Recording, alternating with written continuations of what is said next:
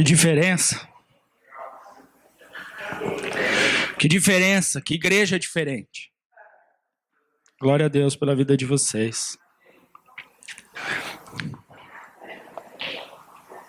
Glória a Deus. Pode se assentar.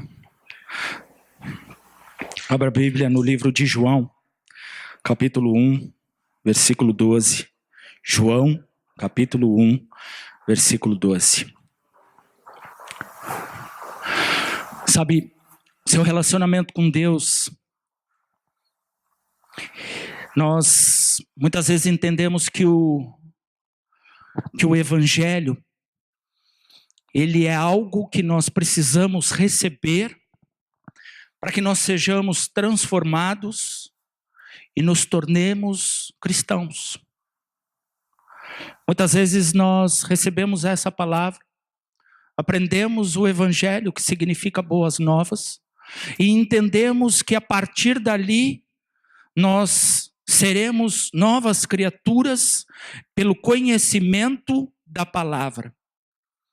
Eu quero que você entenda que o teu relacionamento com Deus é o reflexo do Evangelho que você tem vivido. O seu relacionamento com Deus, ele é o reflexo do Evangelho que você tem vivido dentro da sua casa. Ele tem que ser o reflexo do Evangelho que você vive no seu trabalho. Ele tem que ser o reflexo do Evangelho que você vive na sua família. O seu relacionamento com Deus, ele é o reflexo da vida de Deus na sua própria vida. E eu quero que você entenda isso.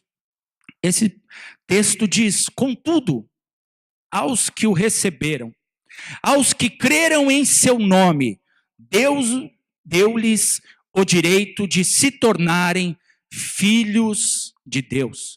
Eu vou ler novamente. Contudo, aos que o receberam, aos que creram em seu nome, deu-lhes o direito de se tornarem filhos de Deus. Meu irmão, eu quero que você entenda. Minha irmã, eu quero que você entenda hoje. Sabe o que você é? Filho de Deus, filha de Deus. Sabe o que significa isso na sua vida? Que você não é órfão. Em primeiro lugar, existe uma coisa chamada paternidade. Paternidade traz tudo que o pai tem sobre a vida do filho. Tudo. E você não é apenas filho de um pai natural. A Bíblia diz que você é filho do Deus vivo. Quando Jesus foi questionado e respondendo uma série de coisas, o que mais incomodava aqueles sacerdotes e aqueles religiosos da época era o fato de ele se fazer filho de Deus. E aí você pode perguntar: por que, pastor? Porque eles aceitavam qualquer coisa. A religião aceita qualquer coisa. A religião, quando ela é cheia de dogma, quando ela tem uma série de preceitos, ela aceita tudo, menos que você seja filho de Deus. Sabe por quê? Filho tem liberdade. Liberdade de estar na presença do Pai. Eu não sei aqui, quantos aqui têm filhos ou têm pais, não sei se você já os perdeu, eu não sei, mas eu quero dizer a você que o teu relacionamento com Deus tem que ser muito melhor, muito maior, muito mais real, muito mais profundo, muito mais verdadeiro, e o seu coração tem que ser tão sincero diante de Deus, que aquilo que você não fala para o seu pai natural, você fala para Deus. É só assim que Deus te enxerga como filho. E essa palavra diz que se você recebeu, se um dia você entendeu aquilo que Cristo fez, você tem o direito de ser chamado filho de Deus. O seguinte versículo diz assim, no 13: os quais não nasceram de descendência natural, nem pela vontade da carne, nem pela vontade de algum homem, mas nasceram de Deus. Tem gente que diz assim: pastor, eu nasci assim, vou viver assim, vou morrer assim, porque minha vida, ela é assim. Minha mãe foi assim, meu pai foi assim, meu avô foi assim, minha avó foi assim, os meus filhos já estão se tornando assim. Deixa eu dizer uma coisa para você: até quando o diabo vai dizer para você a história da sua vida? Porque é ele que diz, todas as vezes que ele põe no seu ouvido e diz: olha para trás, olha a sua família, olha aquilo que eles viveram, por que é que você espera viver algo melhor? Você tem que responder: porque eu sou filho de Deus. Todas as vezes que você entende isso, você começa a entender o significado de ter um relacionamento com Deus. Sabe, a gente diz e faz tantas coisas. A gente levanta da cama e a gente tem, às vezes, o bom senso e às vezes o bom humor de dizer bom dia para quem está do lado. Quem é casado sabe disso. Às vezes você levanta, nem sempre é um bom dia, mas você tem que olhar para sua esposa e dizer bom dia, e ela tem que te dizer bom dia, porque se ela não diz e você não diz, o dia já começa torto. Por mais que as coisas estejam bem, ele já enrola logo de cara. E aí a tendência natural que qualquer pingo de chuva seja uma enchente. Ah, ela me olhou e não gostou. Mas não foi que ela te olhou e não gostou. Foi o bom dia lá atrás que não rolou. Isso tudo é cíclico. O relacionamento com Deus é igual. Nós temos às vezes a capacidade de levantar da cama e dizer assim: hoje eu vou em tal lugar. Hoje eu tenho um dia cheio, hoje eu preciso fazer isso. Quem trabalha já tem tudo planejado na cabeça. Eu tenho esse cliente, eu tenho aquele, eu tenho que estar em tal lugar. Meu Deus, eu preciso de tempo para isso. Olha, precisa se multiplicar o tempo, o trânsito, isso, aquilo, aquele outro. Olha as dificuldades, as adversidades. Quem liga, acorda de manhã e atende um telefone e é alguém cobrando, já começa o dia como terminou o outro. Aí você diz: meu Deus, parece que nada muda. Mas deixa eu falar uma coisa para você. Você tem que dizer bom dia para o teu pai. Você tem que acordar de manhã e dizer: Senhor, o Senhor esteve aqui. Aí você diz: pastor, mas eu não vejo. Sabe por que você vê? Porque você abriu o olho. E se você abriu o olho, é porque Deus te visitou na madrugada. Se Deus não renovar as misericórdias, tudo que nós fazemos é sem sentido. Tudo que nós queremos, nós não vamos chegar a lugar nenhum. Nós só estamos vivos, em pé, por causa de uma coisa chamada misericórdia. Nenhum de nós é nada. Nada. Nem eu aqui em cima, nem vocês aí, nem ninguém lá fora. Ninguém tem nada. Nada em nós serve para alguma coisa. Se nós juntarmos tudo que somos e pusermos dentro de um grande pacote, dá para escrever nada. Porque de nós mesmos não pode sair nada. Sabe por que nós fazemos? Porque Deus quis. Sabe por que nós estamos vivos? Porque Deus quis. Sabe por que nós servimos a Deus? Porque Ele quis. E nós só entendemos que somos instrumentos vivos nas mãos de um Deus vivo. Só que se você entende que se você é vivo, você passa por todas as lutas. Você às vezes acorda, não diz para Deus: ei Deus, olha, obrigado, o Senhor esteve aqui. Sabe o que muitas vezes a gente faz? A gente abre a janela, vê um dia como esse e diz: ei Deus, logo no domingo, tanto dia para chover. Vai chover logo no dia de folga. Tanto dia para fazer frio. Vai esfriar logo no fim de semana. Deixa eu dizer uma coisa para você. Deus é Deus. Não importa a chuva, o sol, a neve, a dor, a luta, a adversidade. Tudo isso está abaixo daquilo que Deus é. Então sabe o que você faz? Ei Deus, bom dia. Senhor, hoje eu preciso mais uma vez de Ti. Muitas vezes eu fico sentado na cama e eu fico orando. E eu não ponho o pé no chão e eu fico falando para Deus: o que é que o Senhor quer? O que é que o Senhor quer que eu faça? Porque se eu pensar nos meus problemas, eu não faço nada. Se eu pensar nas dificuldades que eu tenho, eu não faço nada. Se eu pensar que eu tenho que lutar, trabalhar, e às vezes aquilo que você ganha não dá para aquilo que você necessita, você nem sai. Sabe quem é que pode mudar a história? É aquele que te fez acordar. E se ele mudar a sua história, quando você voltar para aquele mesmo lugar, a sua cama de noite, sua vida já não vai mais ser a mesma. Nós precisamos entender que relacionamento com Deus é isso. Você vem à igreja, e aí você ouve, e aquilo que o pastor traz muitas vezes toca o seu coração, inflama seu coração, você sai daqui arrebatado no espírito, e você vai embora, e você chega em casa, ainda mais vocês, que vocês vêm no culto de manhã, Quando eu vou ministrar de noite, o meu povo normalmente é à noite, então eu digo que eles duram um pouquinho mais. Agora, quem vem de manhã, às vezes, às 7 horas da noite, na hora que você está vendo o Fantástico, tudo caiu por terra. Sabe por quê? A única coisa que te sustenta é a presença de Deus. A única coisa que te faz viver nesse mundo terrível é o relacionamento que você tiver e quiser ter com Deus. Sabe o que a televisão vai mostrar para você? O mundo. Sabe quem é dono da televisão? O mundo. Sabe o que o mundo faz? Ele batalha para que ele mesmo seja colocado dentro da nossa vida. Sabe o que Deus faz? Ele espera que eu e você desejemos de todo o coração viver um relacionamento real com Ele. E às vezes você passa o seu dia brigando com todas as situações. Às vezes você passa o seu dia lutando e brigando, e aí você às vezes está trabalhando, às vezes no dia a dia, é filhos, família, relacionamento, uma série de coisas que você passa, que eu passo, que todo mundo passa, e aí quando chega na metade do dia, você já murmurou, você já reclamou, você já amaldiçoou, você já desdenhou e você já perdeu a fé. E aí a gente acha que a gente não faz isso. Lógico que faz. Quando você olha para fora e diz, poxa, que tempinho, você está murmurando. Quando você pega um trânsito, o cara breca, ou te fecha, ou ele para no trânsito, e aí você fala assim, o que é isso? Que trânsito é esse? Meu Deus, eu vou chegar atrasado.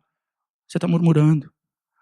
A murmuração, ela não é somente aquilo que você acha que pode ou não reclamar. A murmuração é o propósito do coração. É a motivação do coração. A motivação do coração, quando é Deus, você não murmura, você vê Deus em todos os detalhes, você vê Deus em todas as coisas, você vê Deus nas menores coisas. Eu quero que você entenda essa manhã, que o relacionamento com Deus vai te levar a coisas muito maiores, mas para que você chegue a coisas muito maiores, o relacionamento vai ter que se aprofundar muito. Sabe o que significa se aprofundar muito? Ele vai ter que ser o seu melhor amigo. Sabe qual é o grande problema? Nós nos cercamos de pessoas que nós amamos. E muitas vezes somos cercados por pessoas que nos amam. Mas nós precisamos entender que elas são naturais.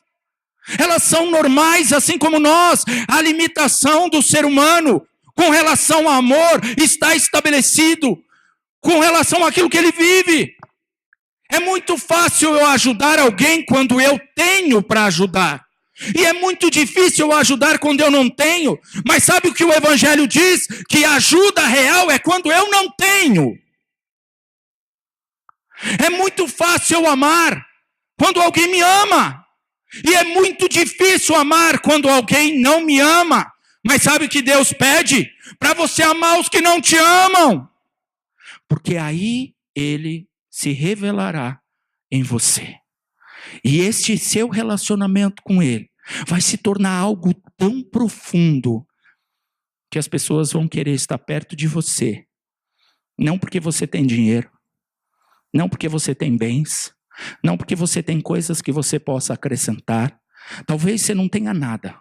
Talvez você não tenha um gato para puxar pelo rabo. Talvez você não tenha nada. Mas as pessoas vão querer estar perto de você porque elas querem aquilo que tem dentro de você. E é tão intenso e incrível você ver isso. Às vezes a pessoa fala assim, puxa, eu quero tanto estar perto de você. Aí você fala para Deus, Deus, por que essa pessoa quer estar perto de mim? Eu não tenho absolutamente nada para oferecer. E a pessoa às vezes só quer ficar do seu lado. E às vezes você pergunta, por que você quer ficar do meu lado? É porque quando eu fico do seu lado eu tenho paz. Mas, irmão, eu tenho um monte de problemas, eu tenho lutas, eu tenho adversidades. Olha, eu estou passando por isso, estou passando por aquilo. E aí ele diz, engraçado, eu não estou passando por nada do que você está passando, mas eu não consigo viver o que você está vivendo. Eu não consigo ter a paz que você tem, eu não consigo ter a tranquilidade que você tem. Sabe o que chama isso? Relacionamento com Deus. O relacionamento com Deus é o reflexo do evangelho que você quer viver. Você pode viver um evangelho religioso, cheio de dogmas. Um evangelho onde você não pode, não faça, não deve, não isso, não aquilo. Ou você pode viver um evangelho que eu não faço, porque eu conheço o Deus que eu sirvo. Eu não posso porque não quero entristecer o coração do Deus que eu sirvo.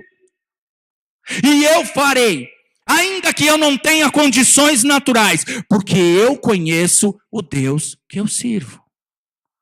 Isso é relacionamento.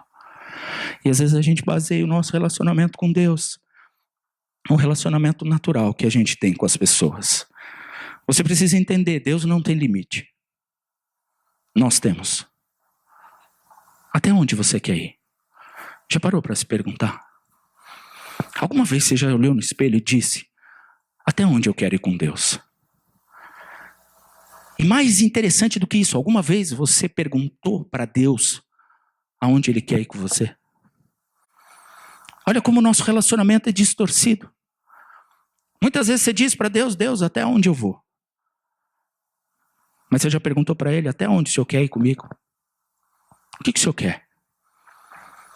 Tem muitas pessoas que Deus quer que pare tudo e recomece. Sabe qual é o grande problema do ser humano? Recomeçar é vergonha. Recomeçar é admitir. Recomeçar, às vezes, é ter que se humilhar e dizer, puxa, o que vão pensar de mim? Primeiro erro no relacionamento com Deus. O que vão pensar de mim? O maior acerto no relacionamento com Deus é o que Deus pensa a meu respeito. E sabe o que Ele diz? Eu sei o que penso ao vosso respeito. E são pensamentos de paz e não de mal, para vos dar o fim que esperais. Esse tem que ser o seu princípio de relacionamento. Se você dá muito ouvido àquilo que as pessoas dizem, com certeza, você está dando muito ouvido àquilo que você mesmo fala, e não àquilo que Deus fala. Abre lá em Romanos, capítulo 8, versículo 14. Porque todos os que são guiados pelo Espírito de Deus, esses são filhos de Deus. Versículo 17. E se nós somos filhos, somos logo herdeiros também. Herdeiros de Deus e co-herdeiros de Cristo. Se é certo que com Ele padecemos, para que também com Ele sejamos glorificados. O próprio Espírito testemunha ao nosso espírito que somos filhos de Deus. Sabe quem é que faz você viver um relacionamento com Deus? É o Espírito Santo. Sabe que o Espírito Santo precisa ser a sua maior marca? Ela precisa ser a sua maior herança dentro do Evangelho. Você sabe que aquilo que Deus tem para a sua vida é muito maior do que aquilo que você imagina, porque é o Espírito dele que vai se derramar sobre a sua vida. E quando ele se derrama, você passa a viver um relacionamento com Deus tão intenso e tão profundo, que você vê que todas as coisas são transformadas.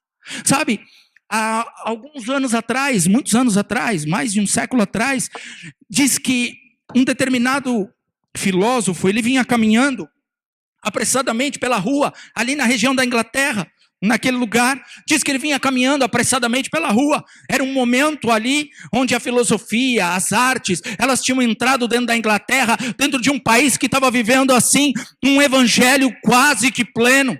E tudo isso veio para trazer um engano, para mascarar, para colocar escama nos olhos das pessoas. E diz que aquele filósofo vinha correndo pela rua, quando um outro viu ele dizendo, e disse, ei, onde você vai com tanta pressa?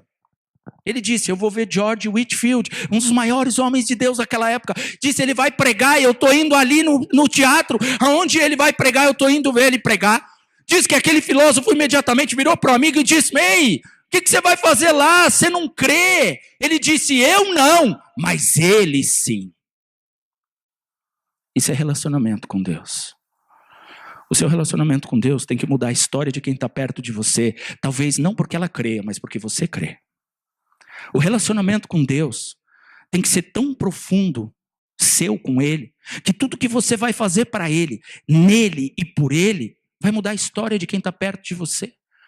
Sabe, tem gente aqui que precisa de um milagre, precisa de restauração. Tem gente aqui que precisa de restauração familiar. Aí tem gente aqui ainda até que está dizendo assim, puxa, como eu queria que fulano tivesse, como eu queria que ciclano tivesse. Mas deixa eu dizer um negócio para você, Deus não manda recado, Deus só fala com quem está aqui. Sabe por que Deus te trouxe?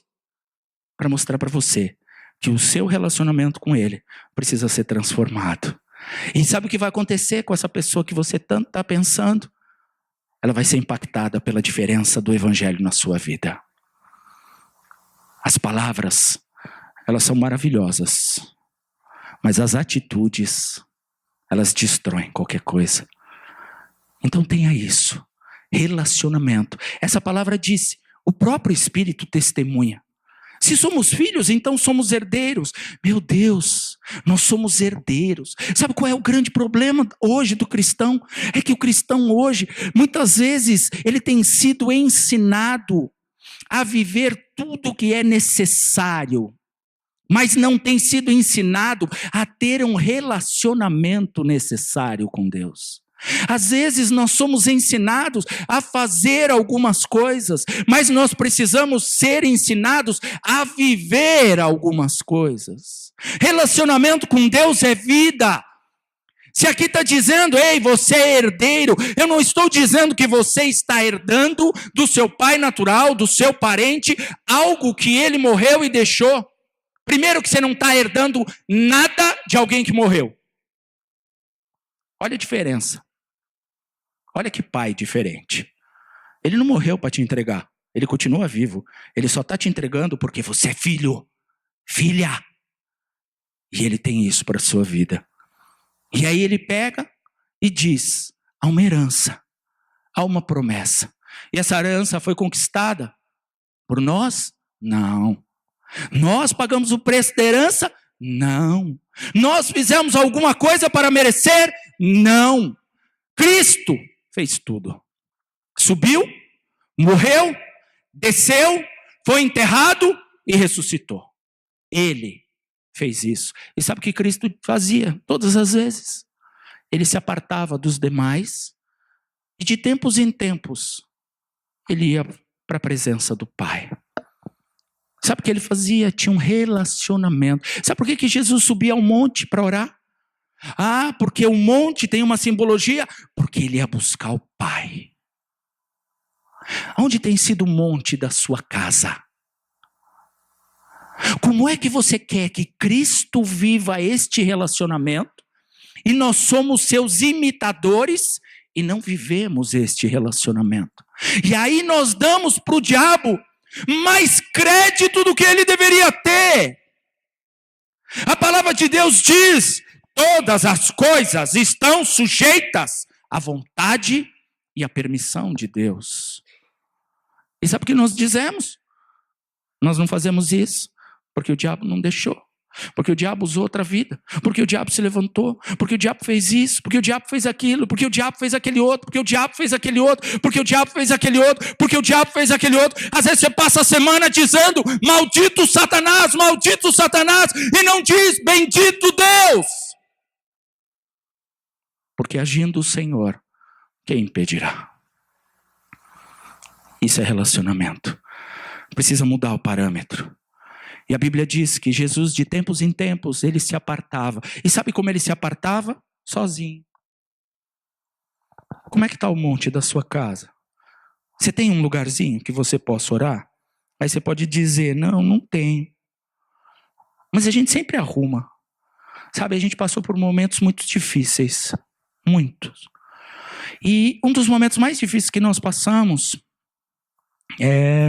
nós estávamos numa situação financeira muito difícil. Há alguns anos atrás, eu entreguei a minha vida por completo, há uns 12 anos atrás, entreguei a empresa, dei tudo e fui viver exclusivamente da obra. E minha esposa é dentista e ela trabalha, e consultório às vezes tem recurso, às vezes não tem recurso, e você vai sendo ensinado no dia a dia que você não depende de ninguém, você só depende de Deus. Você vai sendo ensinado no dia a dia que se você não tiver um relacionamento com Deus, você não vai sobreviver. Por quê? Porque o mundo diz para você, a conta chegou, essa nunca atrasa, mas talvez você não tenha dinheiro para pagar. Até quando você vai aguentar? Talvez não ter o recurso. E até quando você vai querer ser fiel a esse Deus? Porque o diabo fala no ouvido da gente, do mesmo jeito que às vezes nós falamos um no ouvido dos outros, e falamos um para o outro. Sabe, o diabo usa situações, pessoas, e infelizmente ele usa pessoas que estão perto para te desmotivar, para te desmoralizar e até mesmo para fazer você desistir. Mas eu quero que você entenda que em todas estas situações, quando você busca viver um relacionamento real e verdadeiro com Deus, Deus vai te dizer: não desista. Pastor, eu escutei Deus dizer para eu voltar atrás. Eu tenho certeza que esse não foi Deus. Deus não manda ninguém abrir mão da sua fé. Pelo contrário, Ele manda o seu justo viver dela e não retroceder. Porque se você retrocede, o coração de Deus não se alegra. Hebreus 10, 38. E eu quero que você entenda. E eu passando por uma situação muito difícil. E nós estávamos morando numa situação muito complicada. Nós estávamos morando numa porta que Deus abriu de uma ovelha que nos cedeu espaço. E nós estávamos vivendo uma situação muito complicada, tínhamos muitas coisas para pagar, muitas dificuldades financeiras, não tínhamos nada, não tínhamos mais carro, não tínhamos mais nada, mas nós nunca vivemos um tempo tão poderoso na presença de Deus como naqueles dias. Sabe por quê? Porque quando você passa por essas coisas, ou você entende que você é filho de Deus, ou você desiste da paternidade dele. E é mais fácil desistir da paternidade.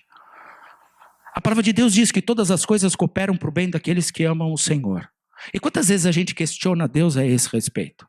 Quantas vezes a gente vê uma porta fechada e a gente quer empurrar a porta com o pé ou com o braço, na força da nossa mão, e diz que Deus, olha o caminho. Deus, eu estou te dando a chance, eu estou te ajudando. Deus, o que seria do Senhor sem eu fazer isso? Quantas vezes nós fazemos isso, mesmo sem falar? Quantas vezes nós dizemos para Deus: Deus, olha, aqui está uma pessoa, essa pessoa pode, essa pessoa tem, então eu vou conversar com ela e eu sei que ela vai fazer. Aí você vai conversar e a pessoa, tá nem aí para você. E aí você diz: ô Deus, que coisa, o Senhor realmente não está nem aí.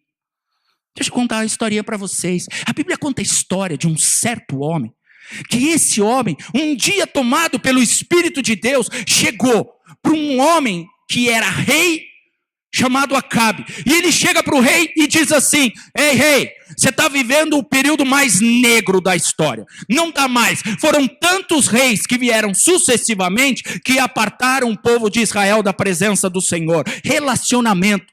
E sabe o que vai acontecer? Não cai chuva nessa terra, não cai uma gota. Enquanto não liberar a palavra, não cai nem gota, nem orvalho. Para quem não sabe, aquela região, ela vive mais do orvalho do que da chuva. O orvalho da noite é o que rega sem queimar, porque a chuva num lugar que é desértico, ela simplesmente destrói toda a plantação. O orvalho não. A temperatura caiu, o orvalho vem, ele não inunda, não alaga, então ele traz a possibilidade daquilo crescer. Então nem chuva nem orvalho. Olha como Deus é detalhista. E aí diz a palavra que aquele homem, quando ele acabou de dizer para o rei: ei rei, não vai chover, Deus falou para ele assim: ei, agora você vai lá para um lugar chamado Querite, tem um laguinho lá, suma da onde você está, porque o rei vai te perseguir. E aí você pode dizer: poxa, que Deus ruim. Já que Deus tomou a vida dele, por que Deus fez isso com ele? Deixa eu dizer uma coisa para você. O seu milagre, ele não é só seu. O seu milagre é de todo mundo que te cerca. Sabe por quê? Porque do seu milagre muitas pessoas vão crer. Por causa do seu milagre muitas pessoas vão se converter. E às vezes você acha: Deus, por que eu estou passando essa aflição? Para que outros creiam. Deus, por que eu estou passando pelo vale? Para que você tire outros do vale. Deus, por que eu passo por essa angústia? Para que você saiba que Deus te ama. E mesmo na angústia, Ele é seu Pai. E a Bíblia diz que aquele homem ficou lá 3 anos. Olha que Deus esquisito. 3 anos. Vai beber água do riacho. Ah, eu vou comer? Preciso comer. Precisa. Sabe quem vai te alimentar? Um corvo. Diz que o corvo vinha pela manhã, trazia pão. Aí ele vinha outra vez no dia, trazia carne, trazia pão, trazia carne, trazia pão. Ai, que Deus maravilhoso, está me sustentando. Como Deus é na minha vida, como Deus é na minha vida. E ele vai mandando, vai mandando, vai mandando. Sabe quem fez companhia para Elias durante 3 anos? Ninguém. Sabe a única visita que ele tinha? O corvo.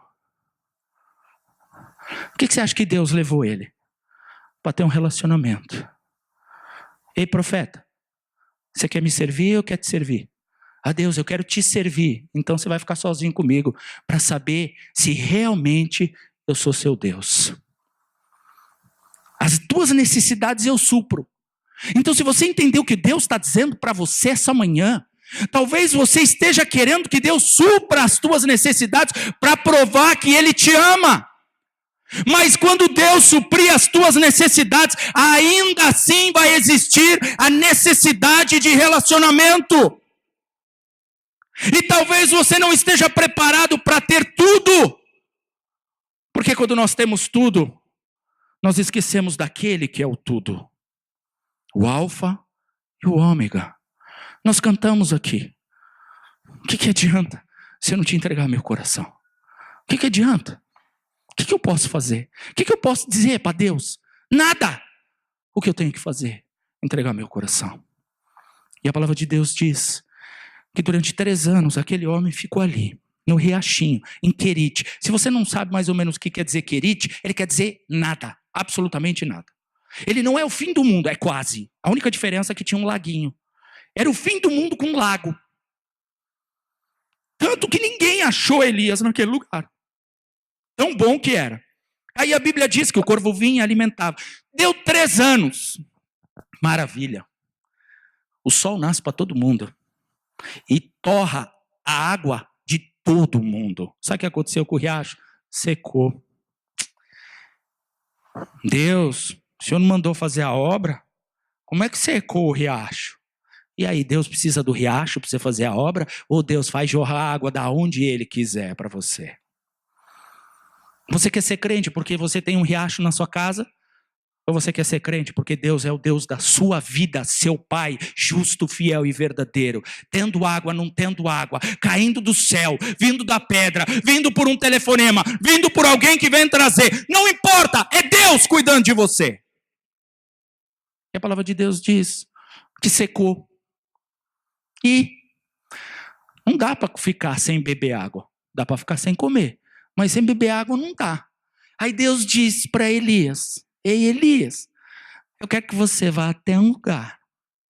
Lá tem uma mulher. E essa mulher eu já preparei, ela vai cuidar de você. E aí ele foi. Tremendo. A Bíblia é maravilhosa, porque tudo que está escrito nela é a história da nossa vida hoje. Às vezes a gente acha, nossa, o Velho Testamento, tanta coisa velha, tanta coisa antiga. Não, é o livro mais atual. Não adianta você pegar um livro, sabe, numa livraria, numa editora, de um homem muito esclarecido, que põe a foto dele na capa, que diz, eu vou te ensinar, você vai ser isso, vai ser aquilo, vai ser aquele outro. Sabe por quê? A Bíblia, ela está aí à disposição de todo mundo. Aqui no Brasil nós somos extremamente abençoados por isso. Sabe o que custa? 10 minutos você parar e ler e dizer: Deus, me mostra o que é que o Senhor quer. É simples. E aí diz que ele chegou na cidade, Sarepta, maravilhoso lugar. Não tinha água, não tinha nada. 3 anos os animais já haviam morrido, não tinha plantação, estava esturricado. E aí ele chega e ele dá de cara com uma viúva com um filho. Olha que cenário lindo. Essa aí foi a mulher que Deus preparou. Sabe qual é o nosso problema?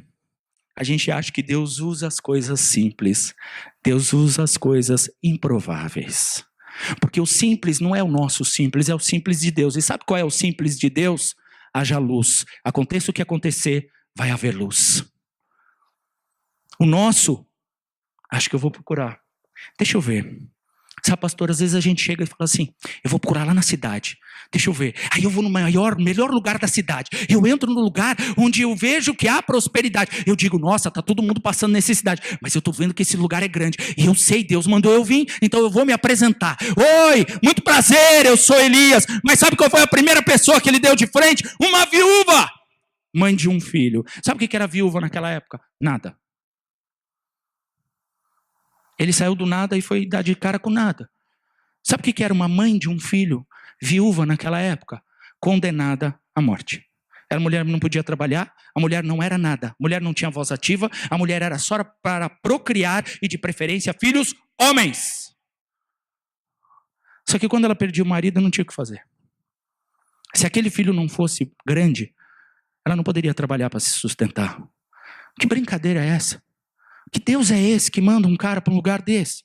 Que tira ele? Não estava melhor que o corvo? Estava, morre de sede. Aí ele manda para lá. E aí quando ele chega, a mulher vai atender ele. E ele olha e fala assim, será que você podia me dar um pouco de água? Ela vai. Aí você podia me dar algo para comer? Ela fala, deixa eu dizer algo para você. Ô turista. Ela não fazia nem ideia de quem estava falando com ela. Ô turista, talvez você não saiba das novidades da região, então deixa eu te atualizar. Aqui não chove. É lógico que eu estou contextualizando para você entender. Aqui não chove, aqui não nasce nada, aqui não tem água, não tem nada. Eu estou fazendo o seguinte, eu tenho um pouquinho de azeite, eu tenho uma medida de farinha, eu vou fazer o seguinte, eu vou fazer um bolo, vou enfiar uns cacos de madeira nesse bolo, vou comer eu e meu filho, nós vamos morrer, porque acaba o sofrimento. Quantas vezes você tem feito isso com a sua vida? Quantas vezes você tem feito um bolo com caco de madeira e tem comido ao invés de ficar na presença do Senhor? Quantas vezes nós já fizemos isso? Quantas? Quantas vezes nós já dissemos a Deus, quer matar, mata logo. Se eu quer que eu sofra, então faz com que eu morra logo. Só que às vezes Deus está mostrando para você que o milagre está na sua cara. E porque você não consegue enxergar como Deus enxerga, você acha que Deus, ele não sabia o que estava fazendo. Quando você lê esse texto, você acha que Deus está brincando com o profeta. Mas essa é a diferença de quem aprendeu no meio do nada, 3 anos sendo servido por um corvo e só tendo a Deus para se relacionar, quem aprendeu a ter um relacionamento com Deus. Sabe o que Elias fez? Ele disse para ela, vai, faz como você disse, mas antes faz um para mim, traz aqui para mim, e eu digo, em nome do Deus vivo, que o azeite não secará e a farinha não acabará. O que ele tinha para oferecer para ela? Nada. Qual eram as suas posses? Nenhuma. Qual era a única chance daquela mulher? Acreditar em alguém que tinha tido um relacionamento e uma experiência com Deus. Talvez a única chance de quem você ama e quer ver salvo e dentro da igreja seja ver você se relacionar com Deus. Não dizer que você conhece Deus, mas você viver com o Deus que você conhece. E a Bíblia diz que ele fez, ela foi, ouviu a voz dele e fez. E diz a Bíblia que até que choveu, não se secou, não acabou a farinha. Deus supriu a mulher, porque a mulher estava no centro da vontade de Deus. O que é que você precisa para que Deus mude a sua história? Sabe, às vezes a gente acha que a gente precisa de dinheiro.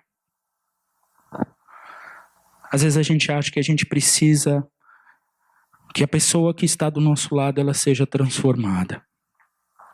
Às vezes a gente acha que a gente precisa de uma porta. Quantas vezes a gente já disse para Deus, Deus, eu só precisava de uma porta. Deixa eu falar para você. Sabe como é que funciona a porta de Deus? É aquele que é. Eu sempre fui uma pessoa que eu sempre tive muita facilidade. Nunca gostei de estudar lá atrás. Mas sempre tive muita facilidade para entrar nos lugares e emprestar provas, essas coisas. E eu prestei todos os vestibulares. Eu tinha um sonho de ser professor de educação física. E eu prestei muitas provas e entrei todas. Nunca consegui. Nunca tive recursos para fazer. Nunca.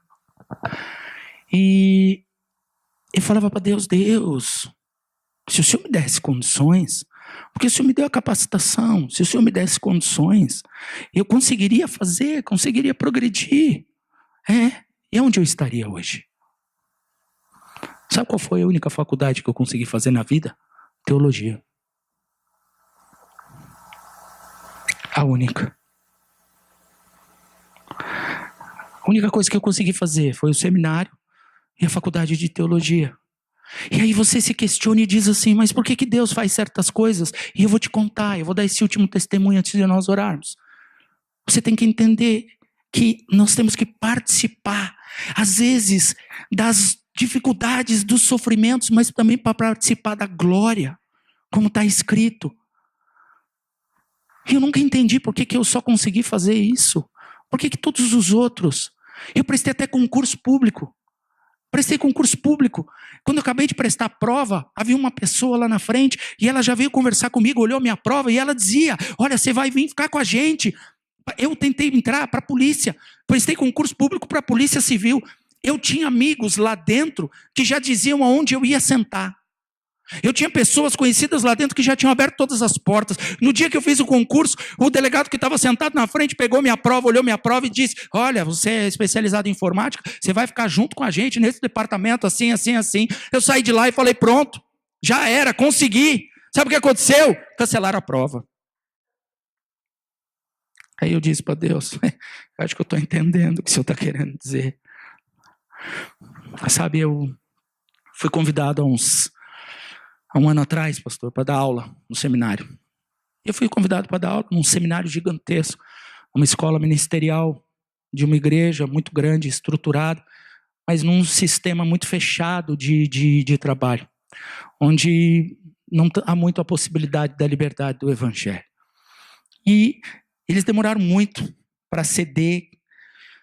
E eu fui convidado para dar uma aula, me cortaram, puseram um outro cara para dar aula, um outro pastor. E aí na semana de dar aula, esse pastor teve um problema na coluna, teve que ser operado às pressas, e aí eles me ligaram e disseram, se não tem tu, vai tu mesmo. Aí eu falei, pastor, olha, eu não gostaria que você tivesse passado por nada disso, mas eu vou procurar te substituir da melhor maneira possível. E eu fui dar aula. E quando eu fui dar aula, eu peguei uma turma de 60 formandos entre pastores, homens e mulheres. E naquela turma, havia um senhor já de idade. E aquele senhor, depois eu fui descobrir que ele era o cara que ele desagregava e ele causava muitos problemas e deixava os pastores numa situação, os professores numa situação muito difícil. E a primeira pergunta que eu fiz para eles é, quem aqui tem um chamado, quem tem um propósito? Eu estou dando aula para uma turma pastoral e eu fiz uma pergunta tipo assim, quem gosta de tomar água? É mais ou menos isso. Porque se o cara está fazendo um seminário pastoral, eu acredito que ele queira ser um pastor. A mulher era a mesma coisa. Era uma coisa mais ou menos óbvia. Era mais ou menos um quebra-gelo, né? Estou quebrando gelo. Oi, quem tem um chamado? Só para não dizer, oi, meu nome é Alessandro. Aí todo mundo responde, oi, Alessandro. Eu só fiz isso.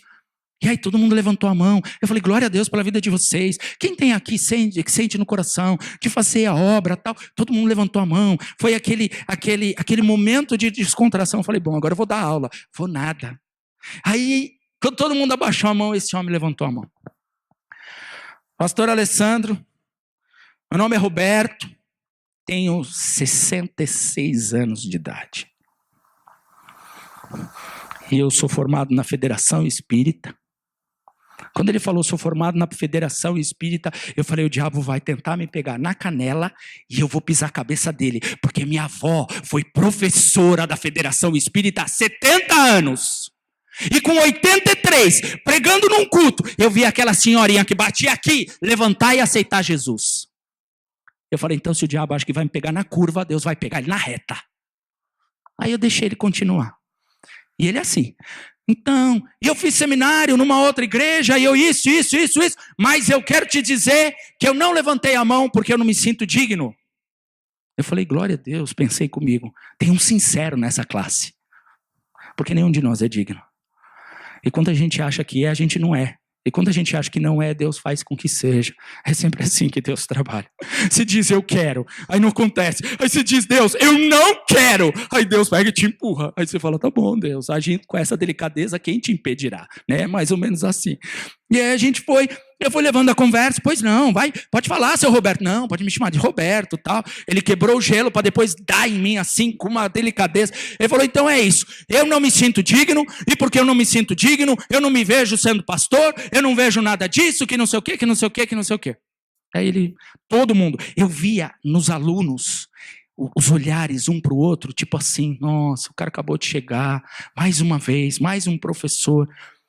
Ele acabou de falar, eu falei, Roberto, deixa eu dizer algo para você. Pode dizer, pastor. Eu falei, eu louvo a Deus pela sua vida. Ele arregalou o olho desse tamanho. Ele falou, por quê? Eu falei, porque eu achei um honesto no meio de 60. Eu falei, não que vocês não sejam, mas esse aqui, eu vou ver Deus levantar. Aí o olho dele trincou. Eu falei, eu já sei onde Deus vai chegar. E comecei a dar aula. E aí eles me deram os PowerPoints, as apostilas. E eu falei para Deus, lascou-se. Eu não consigo dar aula assim. Eu abro a Bíblia e vamos deixar Deus ser Deus. E aí eu pus no primeiro PowerPoint, no primeiro dia de aula, e ele ficou congelado. Ficou à margem do datashow, o fundo dele ali. Porque eu dei aula 2 meses e eu não mudei para o segundo slide. Quando eu dei o último dia de aula, eu olhei para o slide, aí eu dei umas passadas rapidinho assim no botão, que era para se alguém passasse e visse que eu tinha avançado. Para não ficar tão diferente.